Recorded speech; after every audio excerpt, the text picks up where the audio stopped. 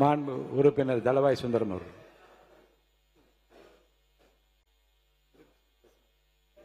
மாண்புமிகு பேரவைத் தலைவர் அவர்களே, முதலாக உங்களுக்கு வணக்கத்தையும் நன்றியும் சொல்ல கடமைப்பட்டுகிறேன்.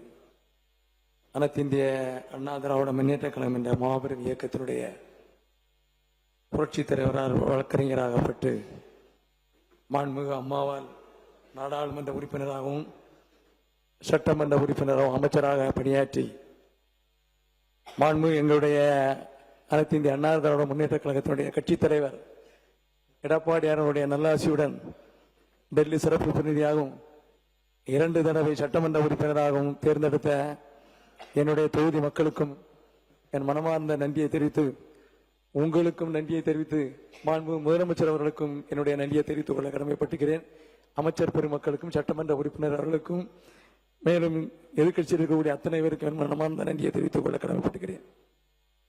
மாண்பு எங்களுடைய தலைவர் அவர்கள் அனைத்து இந்திய அண்ணா திராவிட முன்னேற்ற கழகத்தினுடைய பொதுச் செயலாளரை பற்றி இன்றைய சூழ்நிலையிலே அவர் ஆற்றிய பணி, 4 ஆண்டு காலம் ஆற்றிய பணியிலே முதல் பணியாக இருப்பது என்னவென்றால், மக்கள் நம்புகிறார், மாணவர் நம்புகிறார் என்பதற்கு ஒரே ஒரு எடுத்துக்காட்டு 7.5% என்ற இடஒதுக்கீடை பெற்று தந்து இந்திய வரலாற்றிலே இந்திய அரசியல் சட்ட அமைப்பிலே ஆர்டிகல் 162 பொதுவாகவே முதலமைச்சர் அதை யூஸ் பண்ணலாம். இந்த ஆர்டிகல் 160 யூஸ் பண்ண சமயம் எப்ப வேணாலும் யூஸ் பண்ணிக்கலாம் தகுந்தப்ப. அதுல ஒரே ஒரு சிக்கல் என்னன்னா, கவர்னர்கிட்ட ஒரு ஃபைல் இருக்கு சமயம் இந்தியாவில் எந்த முதலமைச்சரும் ஆர்டிகல் 162 யூஸ் பண்ண மாட்டாங்க. நாங்கள் பாரதிய ஜனதா கட்சியினுடைய ஆட்சியிலே கூட்டணி வச்சிருந்தாலும் இது போன்ற சூழ்நிலை வரும்போது, நீட் என்று வரும்போது நீங்க சில சொன்னார் நீட் அதிமுக ஆட்சியில் வந்து, அதுக்கு விளக்கம் கொடுக்க நான் தயாரா இருக்கேன்.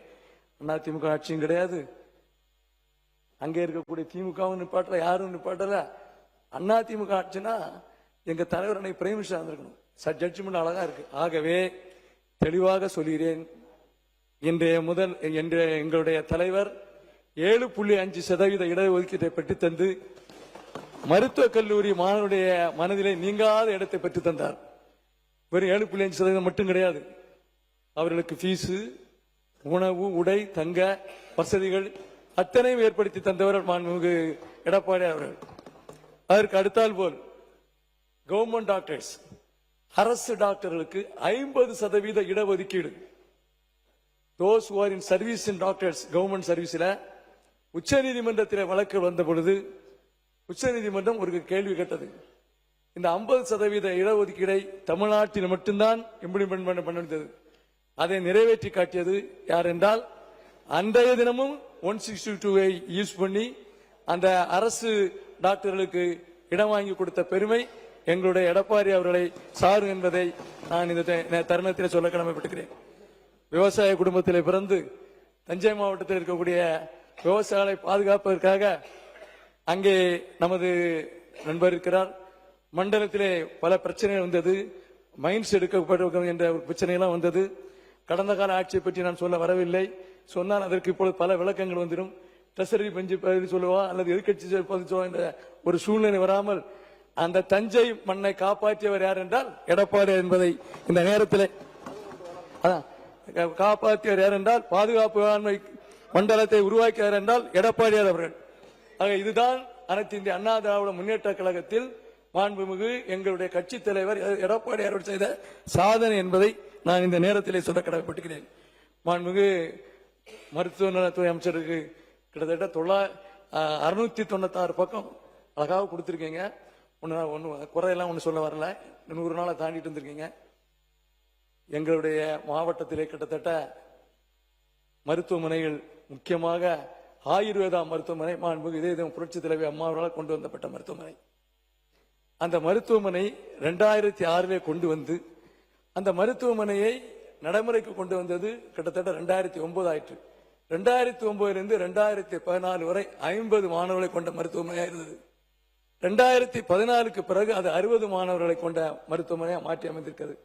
எனவே நான் தங்களிடம் வைக்கக்கூடிய கோரிக்கை என்னவென்றால், அங்கே ப்ரொஃபசர்ஸ், லெக்சரர்ஸ் எல்லாமே ஷார்டேஜாக இருக்கு.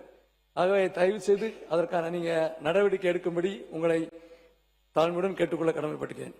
அடுத்தால் போர் நர்சஸ், எங்களுடைய ஆட்சி காலத்திலே குறிப்பாக மாண்புமிகு எடப்பாடி அவர்கள் ஆட்சி காலத்திலே தொகுப்பூதியத்தில் பெற்றப்பட்ட அத்தனை செவிலியர்களும் உடனடியாக அவர்களுக்கு வேலை வாய்ப்பு கொடுக்கப்பட்டது.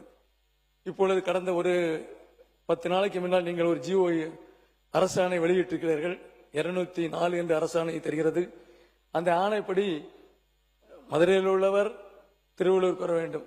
செவிலியர்கள் திருவள்ளூர் சுற்றி சுற்றி நீங்கள் அந்த மெடிக்கல் ரெக்ரூட்மெண்ட் போர்டில் இருக்கக்கூடிய வெயிட்டிங் லிஸ்ட்ல இருக்கக்கூடியவங்க, தொகுப்பூதியத்தில் இருக்கக்கூடியவங்கள அதையெல்லாம் நீங்கள் நிரப்பாமல் திருப்பியும் பழைய கதையை, ஏற்கனவே பழைய ஆட்சி காலத்தில் நடந்த கதையை திருப்பி கொண்டு வருகிறது என்பதை நான் இந்த நேரத்தில் சொல்ல கடமைப்பட்டுக்கிறேன். ஏனென்றால் பழைய ஆட்சி காலத்தில் இது போன்றுதான் செவிலியரை நிரந்தரமாக்க வேண்டும் என்று கோரிக்கை வைத்தேன். 5 ஆண்டு கால ஆட்சியில் நடைபெறவில்லை.